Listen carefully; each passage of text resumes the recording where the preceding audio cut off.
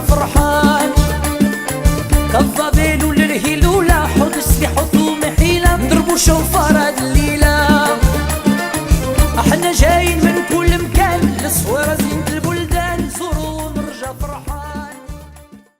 C'est écrit dans la Torah, Bigata les Bilcha. C'est une mitzvah de la Torah de raconter à tes enfants. Raconter à tes enfants l'histoire de Pessah.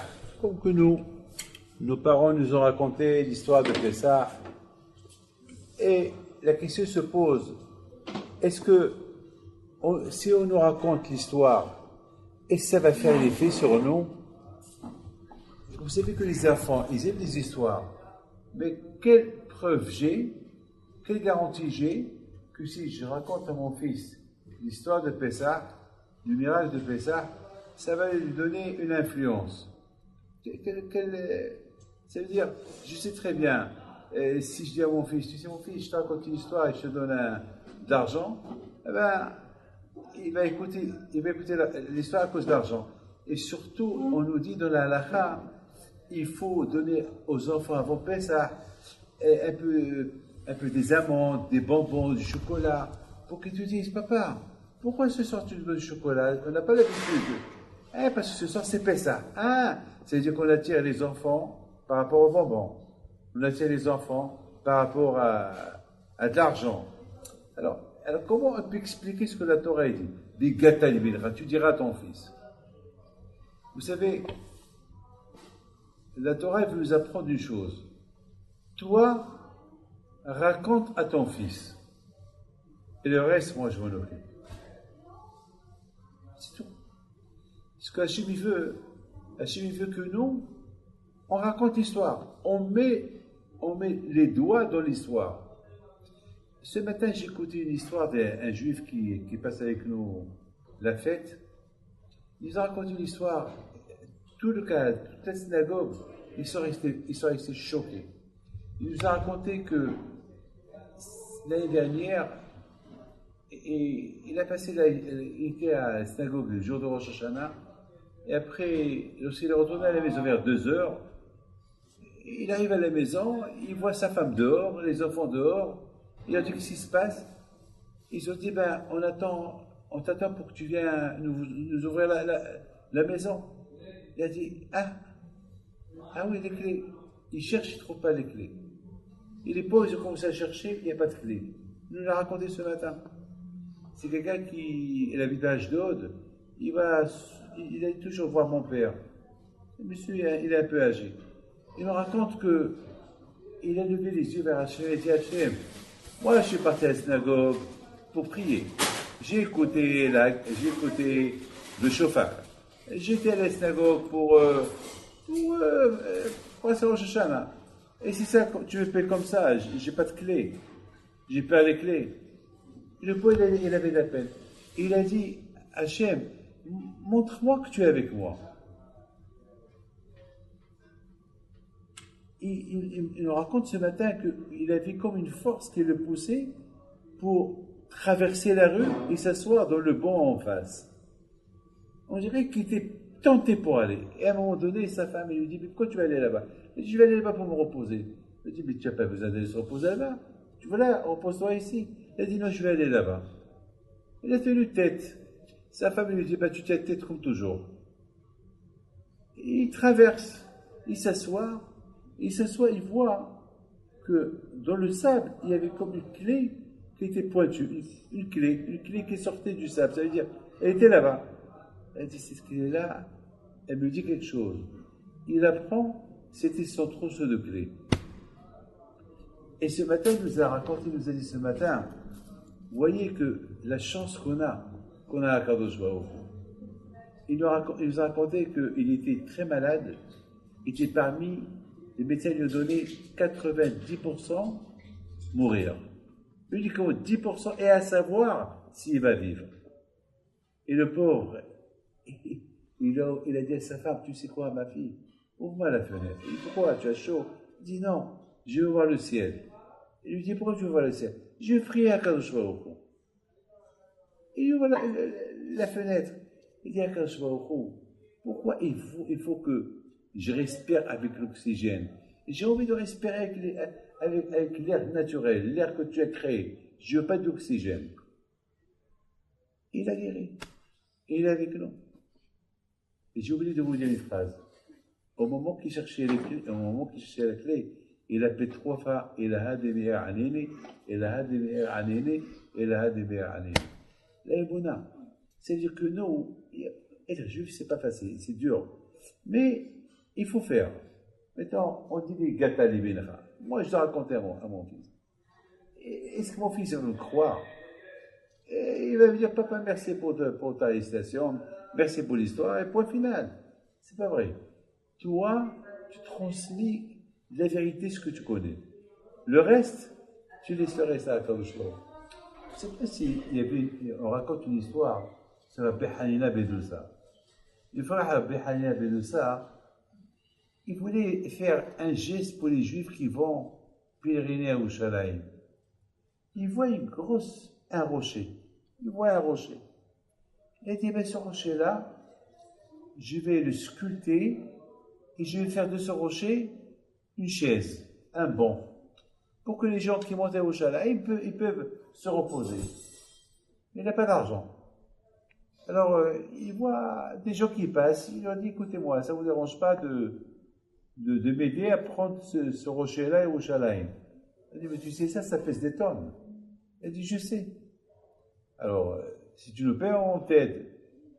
Mais lui, il leur a dit, combien vous voulez? Ils ont dit, 5 shekels. 5 shekels, j'ai pas. Si tu n'as pas, au revoir. Qu'est-ce qu'il fait le pauvre Rabbi de ça? Il a sculpté, il a fait une belle forme de chaise. Il dit, bon peut-être il va être moins lourd. Il voit Hachem, il a vu qu'il avait de la peine, il lui a envoyé 5 malachim. 5 malachim. Et ils se sont déguisés en hommes, ils lui ont dit, qu'est-ce que tu fais là? Il a dit, voilà, je vais prendre cette chaise-là à Yerushalayim pour les Olim, pour ceux qui montent à Yerushalayim. Ils ont dit, mais tu sais très bien que ça coûte cher et c'est lourd. Il leur a dit, je suis prêt à payer. Alors, il leur a dit, comment vous voulez? Ils ont dit, 5 shekels, peut-être on va te faire une remise à une condition que toi aussi tu mets tes mains dans, tu touches la pierre. Il leur a dit, pourquoi? Ils ont dit, tu fais ce qu'on t'a dit de faire et c'est tout. Il met ses mains dans la pierre et la pierre elle a disparu et est arrivée à Yerushalayim. Ça, c'est ce qu'on appelle un miracle. C'est des miracles que les tzadikim faisaient à l'époque. Mais c'est quoi le moussa de cette histoire? Le moussa de cette histoire, c'est la foi, l'émouna. Béhania Ben ça, absolument, il voulait prendre cette pierre à Yerushalayim. Lorsque Hachem il voit que tu veux faire quelque chose de bien, alors Kachri va t'aider pour le faire. L'essentiel, c'est d'avoir la volonté pour vouloir faire la chose. Lorsque tu as la volonté pour faire la chose, toi tu commences. Et Hachem Tamid, on dit, Abal Etahem Sa'ilo, celui qui veut se sanctifier. Mais les Shamaim, ils vont l'aider pour se sanctifier. C'est vrai, dans ma tête, j'ai toujours le souvenir de mon père. Lorsque, aujourd'hui, il y a quelqu'un qui m'a dit ce matin, tout à l'heure, Dan Salomon, il m'a appelé, il vous passe le bonjour, et vous souhaitez vous faire chez les mains.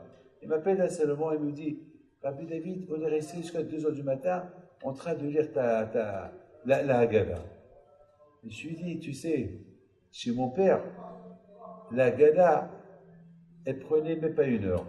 En 1 heure, on a mangé, on a fait la Haggadah, on a lu 4 vers, on a fait le 4 Amazon, en 1h15, on a tout fini. Elle m'a dit, mais comment vous faites? Comment vous avez fait? J'ai dit, nous, on ne reste pas toute la nuit à expliquer et à traduire et à faire des commentaires. On n'avait pas besoin de tout cela. Pourquoi? Parce que la façon comment mon père, Alav Shalom, il nous parlait en arabe. La Haggadah, ça rentrait dans la tête. Alors, à un moment donné, je me rappelle un jour, mon père, Alav Shalom, il a ouvert la porte pour faire Shefor. Shefor, Hamatra et Lagoy.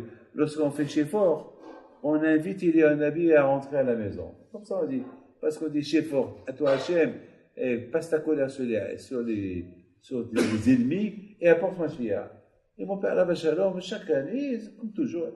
Et je me rappelle un jour, je lui ai dit, j'étais avec et mon frère, il m'a dit, papa, dis-moi si tu le vois, tu l'as vu, parce qu'il disait, il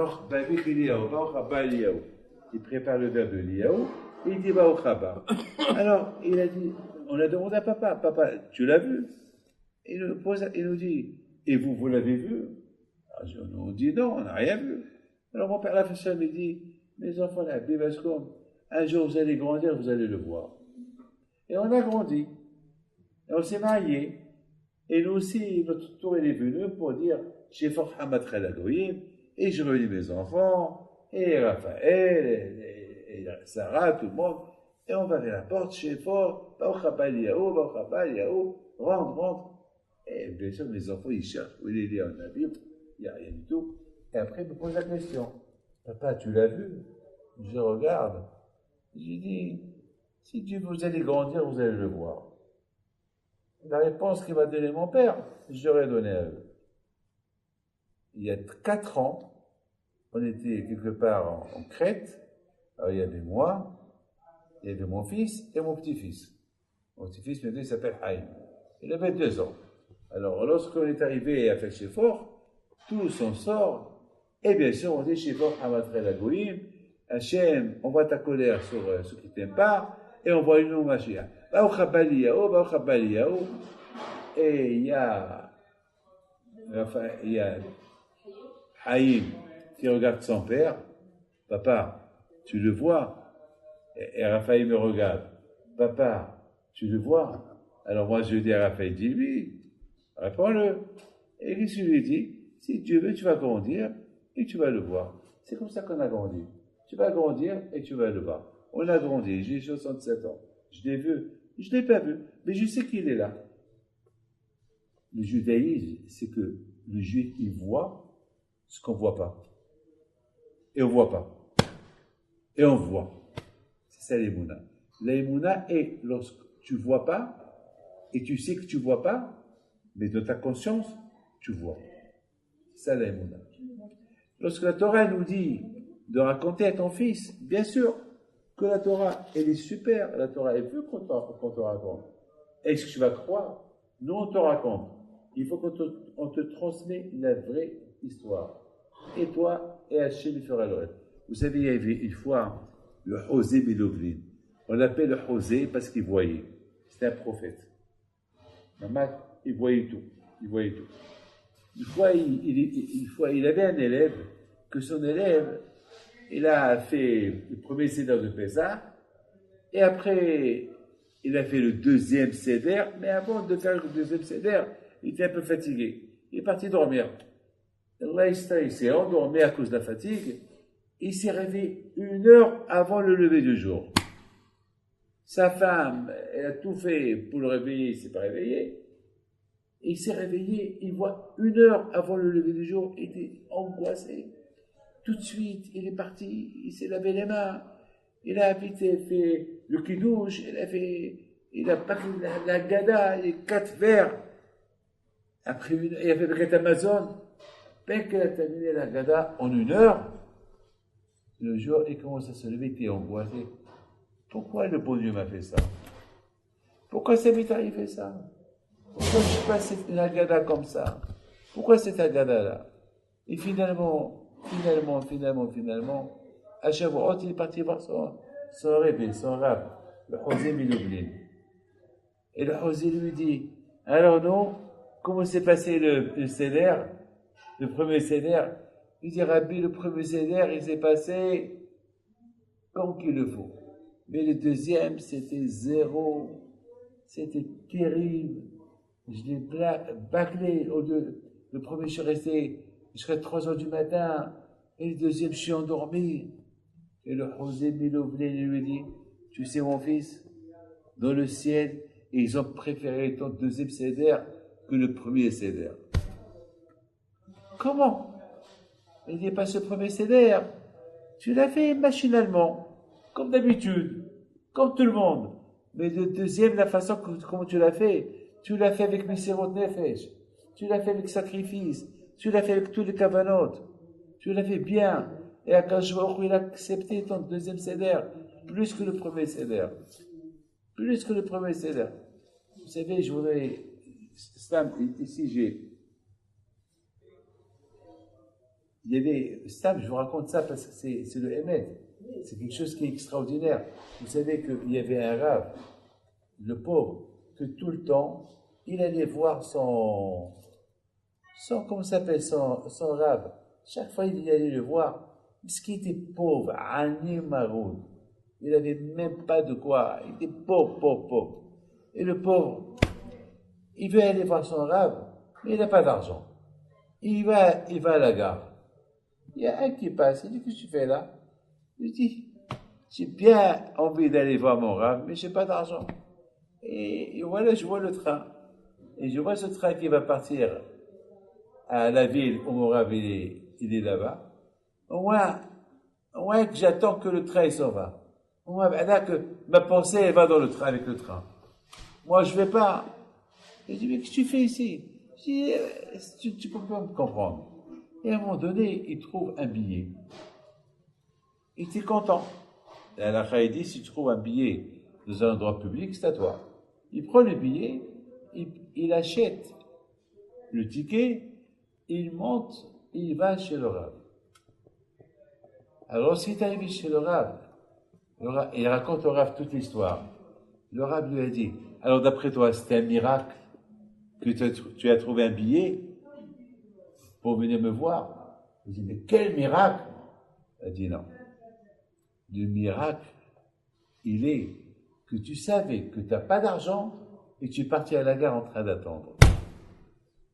Parce que beaucoup des fois, nous, on croit, il a dit, le miracle, c'est que, parce que tu n'as pas d'argent. Si tu n'as pas d'argent, a priori, tu n'as pas d'argent, tu fais quoi? Tu restes chez toi. Mais lui, il est parti là-bas. Même qu'il est parti là. Vous savez, c'est ce que la Torah, il veut nous dire. À nous, c'est ça le limo dit, Gata Libinra. Tu enseignes à tes enfants. Toi, fais le pas. Toi, fais le geste. Toi, apprends. Et c'est ça s'appelle ça. Et le reste, c'est Akadosh Baruch Hu. Il faut savoir une chose, que toutes les yeshivot que j'ai fait, aujourd'hui j'ai 18, je suis dans ma 19e. Et chaque yeshiva que je construis, je vous donne la parole d'honneur. Il y a chef et les témoins, j'ai pas de quoi même avancer. Mais j'avance. C'est comme Karat Yamsouf. Qu'est-ce qui s'est passé à Karat Yamsouf? Quoi? À Israël, ils arrivent à la mer. Quand je vois dit à Moshe Rabbeinu, il dit au Bnei Israël d'avancer jusqu'à la mer. Ils avancent jusqu'à la mer. Mais la mer, elle est là. Ils vont partir. Comment ils vont faire? Comment? À gauche et à droite, c'est le désert. Derrière, c'est l'Égyptien. En face, c'est la mer. Dites-moi, si je vous dis à vous tous, allez-y, vous allez arrêter là-bas. Comment? Il a fallu que Nahshon ben Aminadab, lui, il fait le premier pas. Et c'est quoi l'enseignement? L'enseignement, c'est que toi, tu commences, et moi, je termine.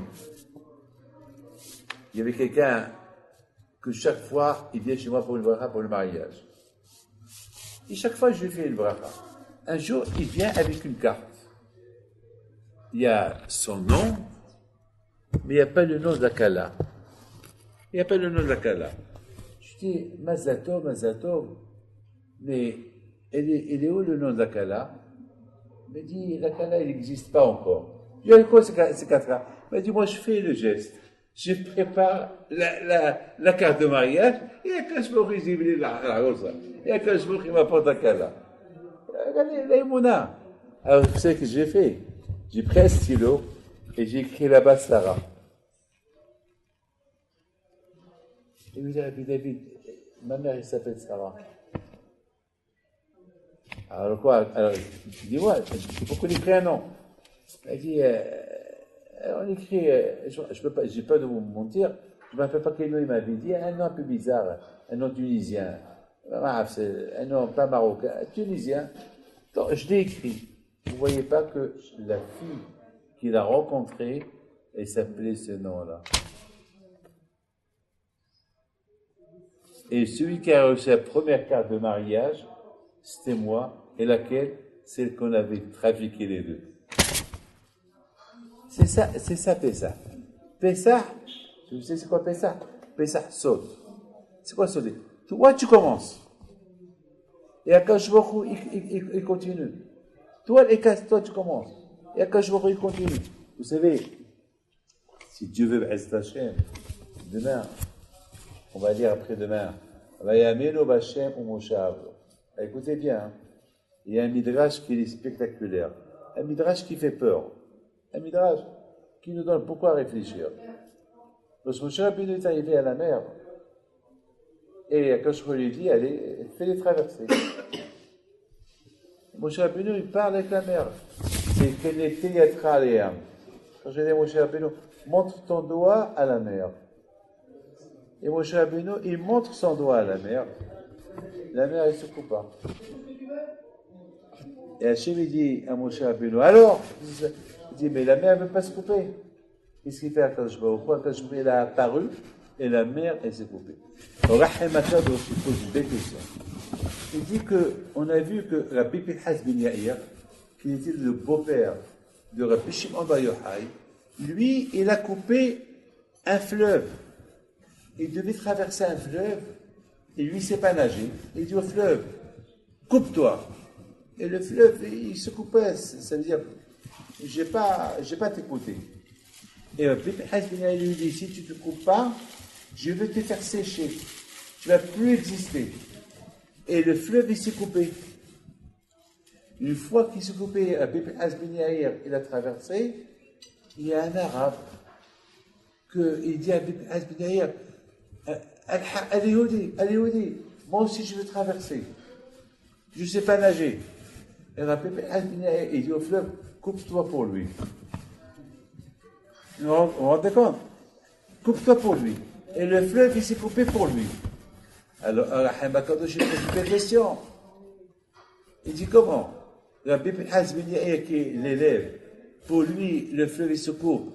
Et Moshe Rabbeinu, qui est le maître de l'Am Israël, la mer ne se coupe pas pour lui. Et Rabbi Pinhas, et le Rahim Akadosh, il donne une réponse spectaculaire. Il dit, Rabbi Pinhas ben Yair, le miracle qu'il a pu faire, c'est parce qu'il avait le kouah de la Torah dans ses mains. Avec la Torah, tu peux faire des miracles. Et pourquoi Rabbi Hibbi a fait des miracles? Le kouah de la Torah. Et Rabbi Yaakov Hesera. Et Rabbi Abba ben Diwan. Et Rabbi Hanan. Et tous ces tzadikim qu'on avait au Maroc, en Algérie, en Tunisie, en Pologne. Avec quel kouah ils ont fait des miracles? Le kouah de la Torah. Moshe Rabbeinu, il n'a pas encore reçu la Torah. Et étant donné que Moshe Rabbeinu n'a pas encore reçu la Torah, donc il n'avait pas ce kouah-là de... Justement, j'ai ajouté une phrase. J'ai ajouté que, justement, j'ai une question. Et pourquoi Kachri l'a fait honte à Moshe Rabbeinu? Et Hachem, tu sais que la mer, elle ne va pas se couper pour Moshe parce qu'il n'a pas la Torah. Alors pourquoi tu lui fais honte? Pourquoi tu fais honte à Moshe Rabbeinu? Vous avez compris la question? Attends, Hachem, tu vas apparaître et la mer va se couper en deux. Mais pourquoi tu es en train de faire honte à Moshe Rabbeinu? Moshe Rabbeinu, il parle à la mer et la mer n'a pas voulu se couper. Il a fallu. Pourquoi? Parce que tu n'as pas encore reçu la Torah. Et puis, parce que lui, il a reçu ta Torah. Attends, Hachem, pourquoi tu fais ce coup-là? La réponse, elle est. C'est le cas que je prie, il a voulu montrer à toi, en Israël. Vous voyez Moshe? Parce que c'est écrit dans la Torah, Vaya Aminu Bashem Moshe Avdo. Hachem, et quand est-ce que toi, en Israël, ils ont cru en Moshe Rabbeinu? À cause de ça. Parce que Moshe Rabbeinu, Alav Shalom, il a été le sacrifice. Hachem, il a voulu montrer à toi, en Israël, vous voyez, tu peux être Moshe, tu peux faire des miracles comme Moshe, mais faire des choses au-delà de la nature, parce que Hachem, il a dit à Moshe Rabbeinu, Neteyatra, avec tes mains. Jusqu'à maintenant, Moshe Rabbeinu, tu l'as qu'il a fait, c'était avec le bâton de Dieu. Mais maintenant, c'est avec son propre corps. Vous avez compris? Jusqu'à maintenant, Moshe Rabbeinu, tout ce qu'il a fait, c'est par rapport à Dieu. Donc, puisque par rapport à Dieu, tout ce que Moshe Rabbeinu, il a dit, c'est réalisé. Mais là, Hachem, il a dit à Moshe Rabbeinu, maintenant, le miracle, c'est toi qui vas le faire. Nete yatra, montre tes mains à la mer. Il a montré ses mains à la mer, mais la mer, elle a vu que ses mains sont vides, il n'y a pas de Torah. Alors pourquoi Hachem, il a voulu montrer ça à Israël? Pour que les Juifs, ils apprennent que sans Torah, on ne peut rien faire. Les enfants, lorsqu'on vous raconte, lorsque la Torah il dit Gata Livincha, lorsque la Torah il dit raconte à tes enfants ce que on raconte à nos enfants, c'est la Torah. On raconte à nos enfants ce que la Torah elle dit. Et puisqu'on raconte à nos enfants ce que la Torah elle dit, on a une garantie qu'ils vont accepter. Ça va rentrer dans la tête. On a une garantie. On a une garantie. Je vous raconte une histoire à moi, de plutôt personnelle. Ça, c'est pas comme la raconter. Je l'ai vécu. Vous savez, le Kouach de l'Aïmouna, elle est grande. Vous voyez, c'est Agadot que j'ai fait, en français. D'après la logique, il devait sortir que la semaine prochaine. Malheureusement, je me suis pris en retard pour les imprimer. Je me suis pris trop en retard. Et puis, c'était pas possible de les faire. Parce que l'imprimeur, c'est la veille de Pessah, il a trop de travail. Et tout le monde a trop de travail. Et je voulais même donner jusqu'à 50 shekels par livre. Jusqu'à même 100 shekels. Je voulais même doubler un qui les avoir. C'est impossible. J'ai allumé la veilleuse de Rabbi Himpito. J'ai dit, Rabbi Himpito, fais-moi plaisir. J'ai dit à tout le monde que je vais leur envoyer cette Haggadah. Je vais avec 1000. Je ne veux pas 2000. Parce que je n'ai pas le temps. Je vais avec 1000 Haggadah. Je sais que c'est impossible. Aide, je ne sais pas. Alors, celui qui m'accompagne me dit, Rabbi David, c'est impossible. Vous demandez l'impossible. C'est impossible. Sauf si, comment s'appelle, l'imprimeur, il a un problème. Je ne sais pas. Si les gens qui impriment les livres chez lui, ils vont l'appeler, ils vont lui dire, on ne veut pas ces livres, tu l'arrêtes jusqu'après les fêtes. Alors moi, je lui dis, j'ai l'appel je ne veux pas, Hassu Shalom, faire à ce que quelqu'un. Eh bien, exactement ça, ce qui est arrivé. Il est arrivé que 3 ou 4 personnes qui ont commandé des livres pour un X de temps, il s'est passé que ils ont annulé, pour des raisons que je ne sais pas. Et l'autre, il a dit, puisque maintenant il n'y a pas, je n'ai pas de travail, je vous l'ai fait. Et les affaires me les a donnés 3 jours avant Pessah. Ou 4, 5 jours avant Pessah. Mon fils, je voudrais terminer une phrase. Vous voulez réussir dans la vie? À qui on dit cette phrase-là? Tu veux réussir dans la vie? Chacun nous dit oui. C'est là. Vous pouvez fermer là-bas. Une chose est certaine. Lorsqu'on demande à quelqu'un, tu veux réussir dans la vie, qu'est-ce qu'il répond? Il répond oui. Et qui ne veut pas réussir dans la vie? Tout le monde veut réussir dans la vie. Mais la meilleure réussite, lorsqu'on réussit nos enfants. La meilleure réussite, lorsqu'on réussit nos enfants. Et pour réussir nos enfants, c'est Vigata. Il faut une thérapie. On sait très bien que la thérapie aujourd'hui, elle est toujours quelqu'un qui a un problème, et il faut une thérapie. Moi, je ne crois pas dans les thérapies. Moi, je crois dans la thérapie du père et de la mère avec leur enfant. Moi, j'aime mes enfants, grâce à Dieu. Ils n'ont pas besoin, et lorsqu'ils ont besoin, c'est moi leur thérapie. C'est moi. C'est papa. Ou c'est maman. c'est moi. Et comment je raconte des histoires des tzadikim? Je raconte des histoires des tzadikim. Et la thérapie, la meilleure thérapie, c'est la Torah. Est-ce que nous, on a grandi avec des thérapies à Essaouira? Est-ce que nous, on a grandi avec des psychologues? Est-ce que nous, on a grandi avec des... Non. Est-ce que nous, on a grandi avec des médecins? Est-ce que nous, on a grandi... Non. On avait un problème, on prenait une bougie, on allait au cimetière, on allait allumer chez Rabbi Haïm Pido. C'est comme ça qu'on a grandi. C'est vrai, aujourd'hui, le monde a changé. Le monde, il n'est pas le monde qui était avant. C'est vrai, le monde a changé, mais le concept n'a pas changé. La thérapie du père et de la mère, ça n'a pas changé. Donc la Torah te dit, Vaya aminu b'Hashem ou Moshe Avdo. C'est la meilleure thérapie, la foi. Hachem. Ouais, mais Hachem, il est où Hachem? Alors Abdo, le tzaddik. Parce qu'il y a beaucoup de gens qui disent, ah, Hachem, il est Hachem.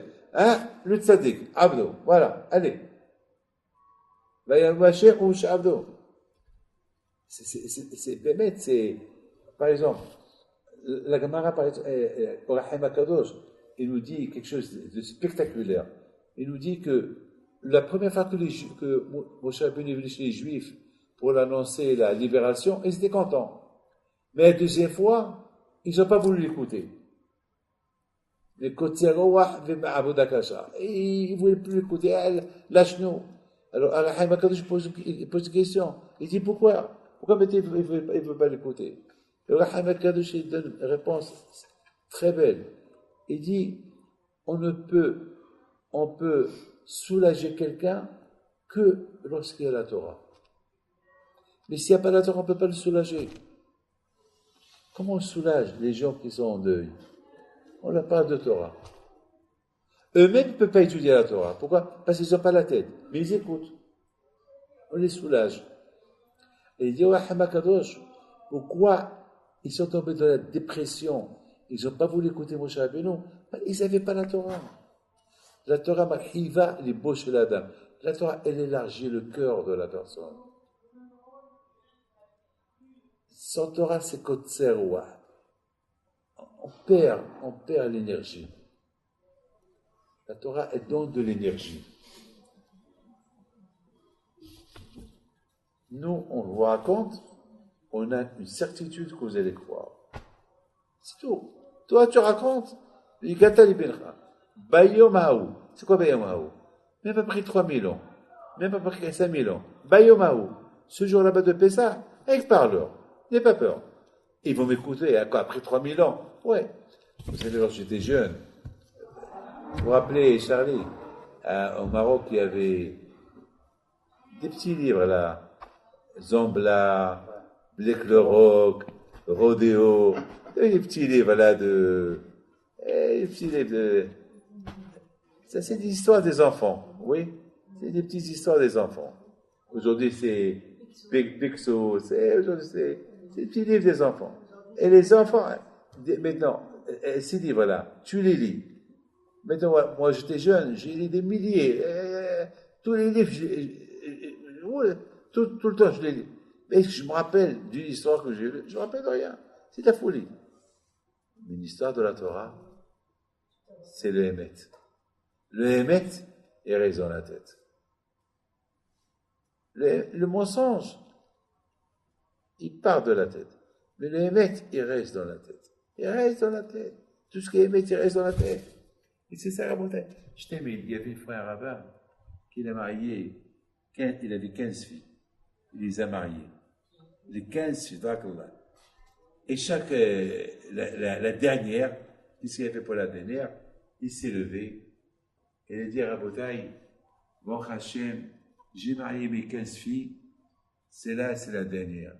Et chaque fois je mariais une, je disais, Be'ezat Hachem avec les deux dieux. Mais sachez que celle-là, je l'ai mariée, et maintenant je dois vous dire un secret, que toutes mes filles, je les ai mariées pas avec Be'ezat Hachem, pas avec les deux dieux. Tout le monde était choqué. Un rabbin qui parle comme ça, que maintenant je dois vous dire que tous mes enfants, je les ai mariés sans l'aide de Dieu, presque les gens, ils ont voulu se lever et partir. Il leur a dit, arrêtez. C'était tous mes filles, ils se sont mariés tous avec l'aide d'Hachem et pas avec l'aide totale d'Hachem, pas avec Ezrat Hachem. Hachem, il m'a aidé. C'est lui qui a tout fait. Parce que beaucoup des fois on dit avec l'aide de Dieu. Mais parfois il faut savoir dire, il n'y a pas eu que l'aide de Dieu, c'est Dieu qui a tout fait. Il y a une différence entre je dis avec l'aide de Dieu, alors je dis c'est Dieu qui a tout fait.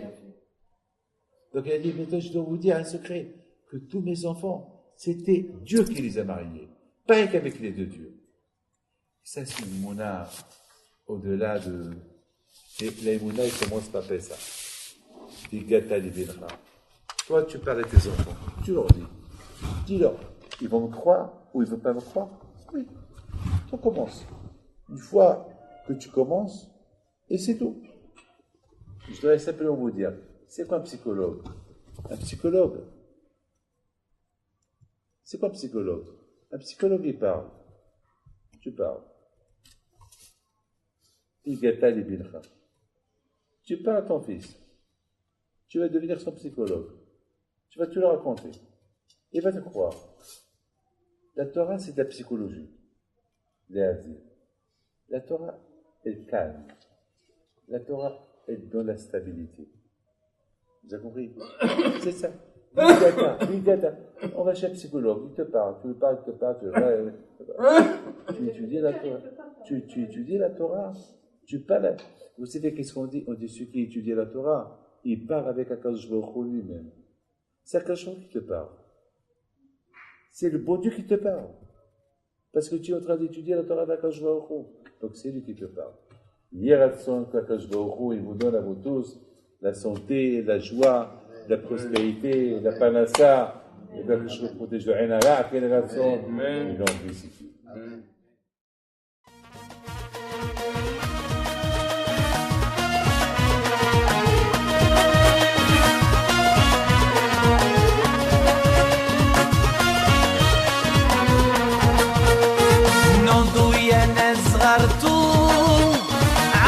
حي بنتو وقف لنا زي خو